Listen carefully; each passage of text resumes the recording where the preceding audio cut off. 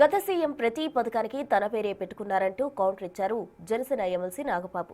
కానీ కూటమి ప్రభుత్వం వచ్చాక సంక్షేమ పథకాలకు మహనీయుల పేర్లు పెట్టడం అభినందనీయమన్నారు. ఏ శాఖనైనా ఎంచుకునే అవకాశం ఉన్న రోజుల్లో అత్యంత కష్టతరమైన పంచాయతీరాజ్ శాఖను పవన్ కళ్యాణ్ తీసుకున్నారని నాగబాబు అన్నారు. మనకి ఎన్నో ప్రాజెక్ట్స్ జరుగుతుంటాయి, ఎన్నో ప్రభుత్వ పథకాలు జరుగుతుంటాయి. ఎంతసేపటికి అతను ఒక సీఎంగా ఉండి నా పేరు నా యొక్క ప్రతిదానికి మీకు ఇంతకుముందు గవర్నమెంట్ చూసుంటారు. జగనన్న గోరు ముద్ద, జగనన్న అదొకటి, జగనన్న ఏదో ఒకటి, అన్ని పేర్లు అతనే.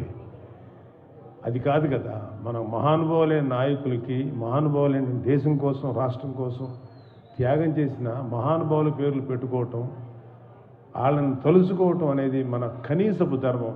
ఆ విషయంలో మాత్రం మా నాయకుడు, మనందరికీ నాయకుడైనటువంటి పవన్ కళ్యాణ్ గారిని చూసి మనందరూ సంతోషపడాలి. ఎందుకంటే కొత్తగా ఏర్పడిన 5 గోదావరి జిల్లాలకి వాటర్ ప్రాజెక్టు జలధార, పొట్టి శ్రీరాములు జలధార అనేటువంటి ఒక ప్రాజెక్టుకి శంకుస్థాపన చేసి దానికి ప్రజలందరికీ నీరు అందిస్తున్నటువంటి పవన్ కళ్యాణ్ గారిని చూసి నేను చాలా గర్వపడ్డాను. ఎందుకంటే మా నాయకుడు ఒక మహానుభావుడి పేరు ఆ స్కీమ్కి, జలధారకు పెట్టడం అనేది నిజంగా చాలా గర్వించాను ఆ రోజు. అదేవిధంగా ఆయన ఒకటి ప్రపోజ్ చేశారు, రేపు పోలవరం ప్రాజెక్టుకి పొట్టి శ్రీరాములు గారి పేరు సూచించారు. బట్ కూటమిలో ఉన్నాం కాబట్టి అందరి యాక్సెప్టెన్స్తో ముందుకెళ్ళాలి.